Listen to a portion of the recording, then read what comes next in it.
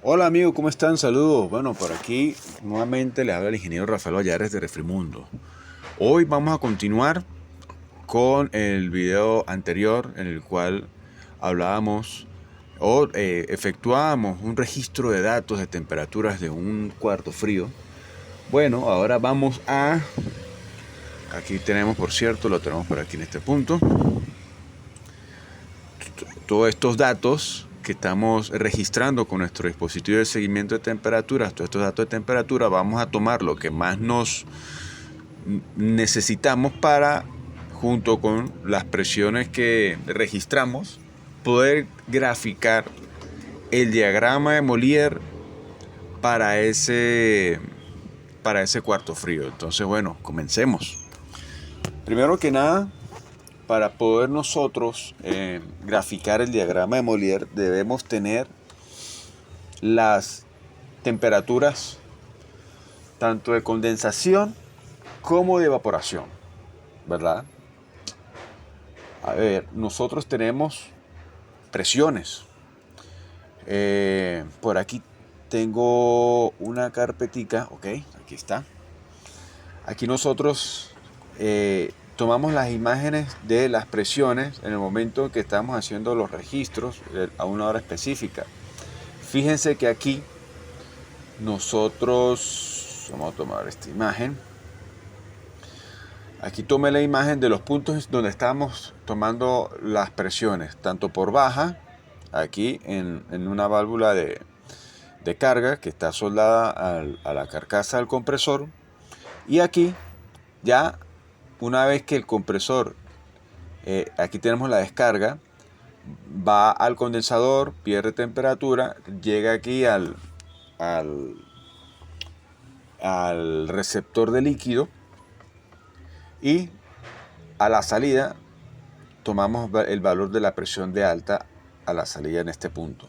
Luego, esto también es importante, nosotros, medimos igualmente, vamos a cerrar aquí esta imagen, medimos también la temperatura, la presión a la salida, a la descarga, para ver qué tanta variación de presión había entre la descarga, entre el punto donde medimos la presión en la descarga y el punto donde medimos la presión luego de alta, aquí, en este punto. A ver si había una caída de presión significativa. Así que, bueno, aquí les voy a mostrar la presión de descarga a la salida del acumulador, del receptor de líquido, perdón. Fíjense que tenemos 150, 60, 70, 175 psi. Ahora vamos a ver la presión que teníamos aquí en la descarga del compresor. Fíjense, 150, 160, 175. Una caída de presión prácticamente despreciable en el elemento de la unidad condensadora. Desde la salida del compresor, estamos hablando de la línea de alta, desde la salida del compresor hasta la salida del receptor de líquido. Entonces, por ahí no tenemos una caída de presión significativa. Desafortunadamente no pudimos hacer lo mismo, no pudimos medir la presión en la salida del evaporador porque no tenía una válvula para medirla. Entonces, en cuanto a la presión de baja, solamente pudimos registrarla aquí, a la entrada del compresor. No podemos saber. Sí había una caída, pero no, por lo que vimos aquí en el condensador, la caída de presión en el evaporador debe ser relativamente baja. Entonces, bueno, tenemos las presiones. Vamos a comenzar. Vamos a comenzar con la presión de baja, que la tenemos acá. Ok, tenemos 10, 20, 30, 35 psi. Presión manométrica de 35 psi. Vamos a hacer lo siguiente. Nos venimos para acá. Recuerden que para poder graficar Molière, estas presiones que nosotros metemos acá tienen que ser presiones absolutas y presiones en bares y absolutas. Ok, les decía que debe ser la presión que va aquí en este lado, debe ser presión absoluta y en bares. Entonces, tenemos una presión por baja de 35 psi, habíamos dicho, vamos a ver, correcto, 10, 20, 10, 20, 30, 35 psi. Bueno, nos vamos a la regla de los gases refrigerantes. Aquí la tengo en la computadora. Recordemos para R22, ¿verdad? Vamos a meter aquí la presión que era 35 psi. 35 psi, pero ya va. No se me adelanten, pero tampoco se me atrasen. Tenemos 35 psi. Necesitamos ver cuál es la temperatura, porque ese valor de temperatura es el que vamos a meter en la gráfica. Porque Molière nos pide aquí, cuando vamos a graficar, si se dan cuenta, vamos a meter aquí, para meter el ciclo, ¿qué nos pide? Nos pide la temperatura de evaporación, el sobrecalentamiento, las caídas de presión en el evaporador, la eficiencia isentrópica del compresor, la temperatura de condensación, el subenfriamiento y las caídas de presión. Fíjense que ya habíamos dicho que de acuerdo a las presiones que registramos, prácticamente no tenemos caída de presión, por lo menos en el lado de la condensación. Entonces, vámonos nuevamente para acá. Entonces, vamos a transformar esa presión. Vamos a, primero que nada, vamos a cambiar la unidad. Fíjense que tenemos PSI. Vamos a cambiar de PSI a bar. ¿De acuerdo? Ok. Entonces, ya sabemos que 35 PSI serían 2.41 bar, ¿verdad? Pero para meterlo en el diagrama de Molière, tenemos que sumarle 1. Es decir, tiene que ser 3.41. Si le damos a clic, nos da la presión absoluta, que sería 3.41. ¿Sí? Vamos a meterla, a ver. Vamos a meterla 3.41. Menos 11.12 nos da una presión de menos 11.12 grados centígrados. Tenemos entonces en bares le sumamos 1 y ya tenemos la presión, la temperatura de saturación o la temperatura de evaporación. Entonces nos vamos para Molière, entramos acá. Entonces donde nos dice la temperatura de evaporación, metemos el valor que encontramos, porque nos pide son temperaturas, no presiones. Vamos a confirmar nuevamente aquí, donde está, aquí en este punto, era menos 11.12. Ok, entonces metemos menos 11.12 grados centígrados. Ok, vamos con el superheat o el sobrecalentamiento. ¿Cómo podemos nosotros determinar este sobrecalentamiento? Bueno, vámonos a las temperaturas que estamos midiendo con nuestro sistema, nuestro dispositivo de seguimiento de temperaturas. Vámonos a la temperatura a la entrada del compresor. Aquí, temperatura a la entrada del compresor. Vamos a ver los históricos. Estas temperaturas las tomamos en la tarde. Vamos a irnos para el día 3, que fue donde tomamos ese valor. Entonces, del 3 al 3. Generar históricos, ¿sí? Aproximadamente como a las 3, entre 2 y 3. Vamos a ver. Vamos a tomar la temperatura más baja, que sería, fíjense, aquí tenemos un arranque, cae, se estabiliza nuevamente. Vamos a tomar podemos tomar un promedio. Fíjense que estuvo siempre entre 1 y 2. Ok, vamos a tomar en promedio, vamos a tomar el más bajo que se registró, 0.4. Ojo, esta es la temperatura a la entrada del compresor, 0.4. ¿Sí? Fíjense lo que tenemos aquí cuando nos vamos a la regla de los gases refrigerantes. Para esa presión tenemos menos 11.12. Entonces, ¿cómo calculamos el recalentamiento? El recalentamiento lo calculamos haciendo una resta entre la temperatura que estamos registrando en el sitio menos la temperatura por tablas, es decir, esta temperatura, la temperatura de saturación. Entonces, habíamos dicho que era, vamos a meternos aquí, estamos registrando aquí en el escritorio, perdón. Entonces, vamos a tomarlo como referencia 0.0.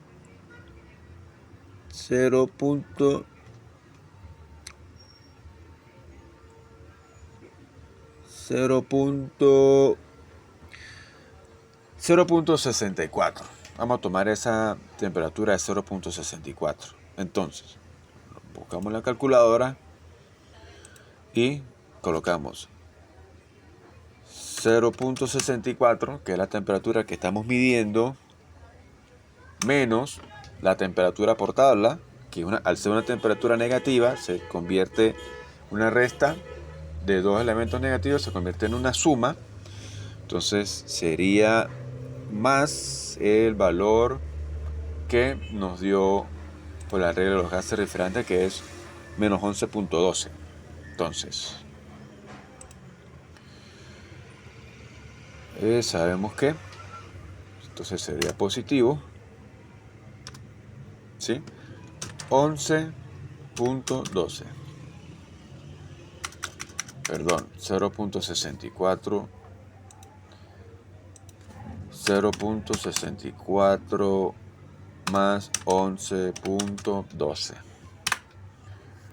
11.76. Tenemos un recalentamiento de 11.76 grados. Vámonos para Molière, ¿verdad? Entonces es 11.76 grados. Ese es el valor del recalentamiento, el superheat. Como no tenemos diferencias, caídas de presiones, no pudimos medirla, pues va en cero. Esta eficiencia isentrópica por ahora la vamos a colocar en 0.86, que es el estándar, pero van a ver más adelante que eso va a variar. Vamos a dejarla por ahora sí. Ahora vamos con la temperatura de condensación. Ok, fíjense algo acá. Tenemos, vámonos para las fotos, ¿verdad? Donde estamos registrando. Fíjense que ya sabemos que tanto la presión medida aquí en la descarga, directamente en la descarga en el compresor, como la presión medida en la salida del receptor de líquido es prácticamente igual. Entonces vamos a tomar esa presión, que es de 150, 60, 70, 175 psi. 175 psi. Entonces nos venimos para la regla de los gases refrigerantes. Es 175 psi. Vamos a cambiar aquí el valor. Ok.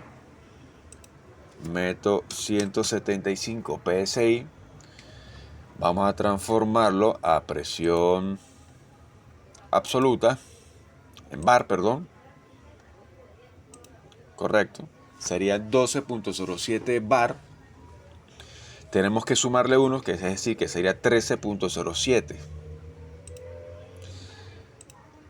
13.07, vamos a colocar aquí manualmente. 13.07. Y nos da una temperatura de condensación de 33.58. una temperatura de 33.58.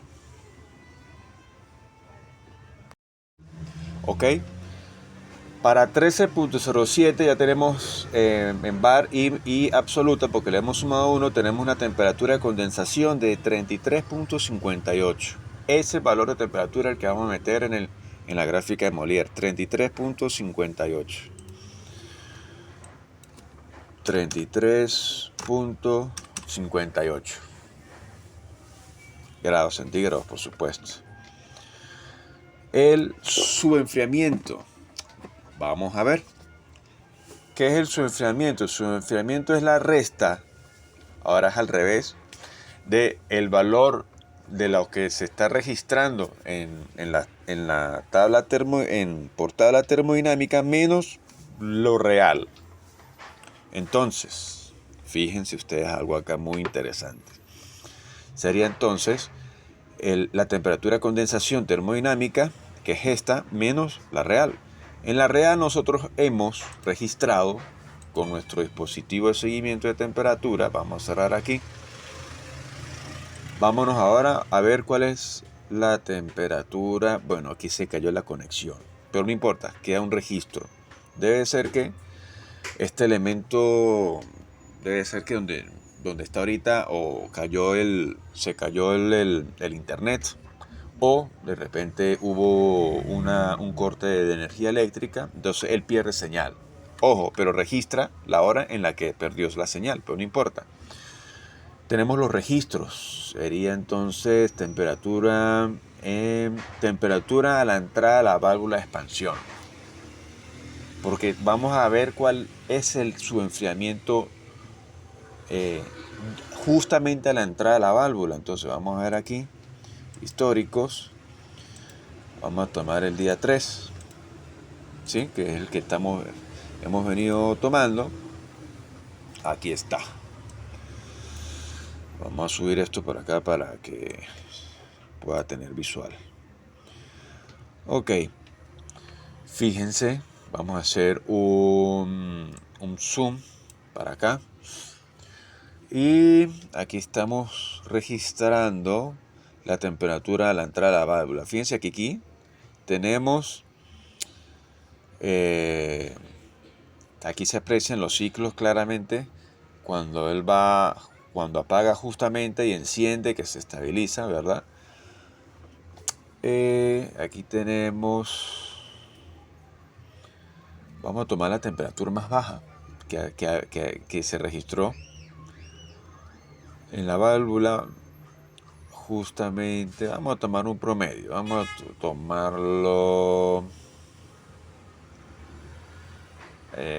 aquí tuvo una caída considerable, justamente cuando va a apagar, ¿no? Vamos a tomarlo aquí, vamos a tomarlo de 13 grados. Vamos a cerrar acá, nos vamos para Molière y fíjense, entonces 13 grados, que es la temperatura que tengo yo en la entrada de la válvula. Tengo aquí 33.58, que es la temperatura a la cual terminó, a ver, vamos a mostrar aquí. Aquí donde ocurre esta línea de condensación, donde está ocurriendo el cambio de estado a temperatura constante, es decir, donde está condensando, cambiando de vapor a líquido, en toda esta línea. Cuando llega aquí a este punto, sigue teniendo 33.58, más o menos por acá, pero vemos que el líquido se sigue enfriando hasta el valor de 13 grados, que fue el que medimos con la sonda de temperatura justamente a la entrada de la válvula de expansión. ¿Por qué bajó tanto? Porque nosotros tenemos ahí, hemos hecho un intercambiador de calor, pegamos las tuberías, fíjense la gran importancia que tiene, pegamos las tuberías y ahí generamos un intercambio de calor entre la tubería de alta y la temperatura de baja, que está saliendo una temperatura bastante baja, y logramos bajar bastante la temperatura a 13 grados. Entonces vamos a hacer la resta de 33.58 menos 13 grados. Entonces aquí tenemos 33.58. Ok, le decía que era 33.58. Ya va. 33.58 menos los 13 grados que medimos, que está midiendo el dispositivo, y nos da 20.58 grados de subenfriamiento. Entonces nos venimos para acá, metemos 20.58. Fíjense la gran importancia de hacer un intercambiador de calor. Fíjense la ganancia de temperatura que tenemos. Es bastante. Eso nos va a hacer que se corra la curva. Vamos a colocar esto acá. Cuando venga la expansión, que es un proceso de entalpía constante y centálpico, va a correrse bastante hasta acá, porque tenemos bastante su enfriamiento, y vamos a tener un proceso de evaporación donde tenemos bastante líquido, y por ende vamos a hacer el sistema, o estamos haciendo el sistema bastante eficiente. Entonces, y sabemos que las caídas de presiones, como ya vimos, por lo pronto en el lado del condensador, pues son prácticamente despreciables para este caso. Vamos a darle dibujar ciclo. Ok, aquí tenemos nuestro ciclo dibujado, pero fíjense algo. La temperatura que nos da aquí este punto, fíjense que quiero que aprecien algo aquí. Vamos a subir, vamos a poner esto aquí. Fíjense aquí la temperatura, el valor de temperatura que tenemos acá cuando venga a parar el cursor aquí en este punto. Vamos a ver si podemos hacer un zoom. Ok, un zoom aquí. Fíjense, la temperatura aquí que tenemos es 0.8 aproximadamente. Por aquí. Bueno, vamos a ver si podemos hacer un clic mayor. Ajá. Aquí. Fíjense, casi 1.0. Ajá. Fíjense que coincide con el valor de la que está midiendo la sonda a la entrada del compresor. ¿Qué me quiere decir eso? Que efectivamente los datos están siendo coherentes. Este valor, aquí tenemos el valor del recalentamiento total, desde que termina de evaporarse la última gota de refrigerante en el evaporador, comienza a ganar temperatura, y ganó toda esta temperatura hasta el valor de 0.8, que fue el que nosotros medimos con nuestro dispositivo de seguimiento de temperaturas a la entrada del compresor. Entonces vamos a quitar el zoom. Ok. Lo que les decía aquí, fíjense, aquí tenemos una temperatura de acuerdo con el proceso isentrópico que tenemos en este punto. Fíjense aquí el valor de temperatura. Si coloco el cursor acá, tenemos, vamos a hacer un zoom en este punto, tenemos 74.9 grados. Vamos a ver cuál es la descarga del compresor, la que hemos medido con nuestras ondas de temperatura. Nos venimos para acá. Vamos a buscar descarga, la temperatura de descarga del compresor histórico en el día 3 de enero, generar histórico, y hemos tomado más o menos por aquí en este punto. Vamos a, ok, como por aquí aproximadamente. La temperatura más alta que tuvimos fue de 75.48 grados centígrados aproximadamente, ¿no? Fíjense que en todo el proceso ha sido igual. La temperatura más alta ha sido de 75.48. Vamos a irnos a Molière y verificamos. Fíjense, 75.29. casi que coincidimos. Eso quiere decir algo muy importante. Ok, fíjense que la temperatura de descarga coincide prácticamente con la que efectivamente hemos registrado como temperatura de descarga del compresor aquí en este punto, 75.38. 75.48, perdón. Entonces vámonos a Molière y verificamos efectivamente. Fíjense que tenemos la línea 50, la línea de 80. Estamos aquí dentro de esta franja. Si nos paramos en este punto, vamos a hacer otro zoom más.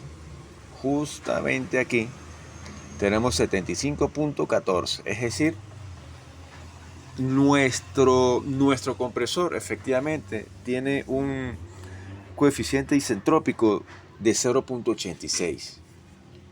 Coincidió. Ahora, ¿qué hubiera pasado? Vamos a quitar el zoom. ¿Qué hubiera pasado si la temperatura de descarga nos da en este punto? Es decir, comienza acá pero termina aquí a una temperatura de 85 grados, de acuerdo a lo que vemos aquí abajo, en este punto. Bueno, hubiésemos tenido que haber modificado nuestro coeficiente isentrópico para ir llevando la curva hasta hacerla coincidir con la temperatura de descarga que estamos registrando. Afortunadamente no fue así, fue mucho más rápido. Me llamó honestamente la atención porque en otros procesos he tenido que, para coincidir la temperatura de descarga que estoy registrando con la temperatura que me da cuando estoy metiendo estos datos, he tenido que modificar ese coeficiente isentrópico. Así que bueno, vamos a visualizar aquí el diagrama de Molière. Tenemos aquí nuestro diagrama de Molière ya efectuado. Tenemos un sistema que está trabajando saludablemente, tenemos un recalentamiento aceptable, una temperatura de descarga aceptable que no está excediendo los 100 grados, un subenfriamiento fenomenal, porque fíjense, si tuviéramos menos subenfriamiento, este proceso de expansión caería aquí, vamos a suponer en este punto, y tenemos menos, estaríamos aprovechando menos el evaporador, pero mientras más corramos la curva hasta este punto, mientras más su enfriamiento tengamos, vamos a tener un aprovechamiento mayor del evaporador. Quiero mostrarles una definición del coeficiente isentrópico, por aquí la tenía, que básicamente la eficiencia isentrópica, o también llamada eficiencia adiabática o global. Ese coeficiente lo que hace es que se puede describir como el coeficiente o como el cociente entre el trabajo real y el teórico del compresor para producir una capacidad dada. El trabajo teórico puede determinarse a partir del diagrama, que es lo que nosotros hemos visto en este punto. Vamos a verlo aquí gráficamente. El trabajo teórico es este trabajo cuando ocurre a una entropía constante, pero obviamente esto no es real. Un compresor nunca hace este trabajo a una entropía constante porque él está metiendo calor al sistema en el proceso de compresión. Entonces el real hace que se desplace más la temperatura. El diagrama hasta este punto tenemos una temperatura de descarga mayor si lo comparamos con este punto y en este punto. Entonces, ¿qué es el coeficiente isentrópico? Es el valor de esta entalpía, ¿sí? La entalpía 2S menos la 1 entre la entalpía real, que es la entalpía 2 entre la entalpía 1. Al hacer esa división nos da ese coeficiente isentrópico, que es el que estamos nosotros metiendo aquí. Editar ciclo es este que tenemos acá. Entonces, bueno, quería mostrarle esto, cómo se graficaba el diagrama de Molière teniendo los valores reales. Espero que le haya gustado y bueno, nos estamos comunicando.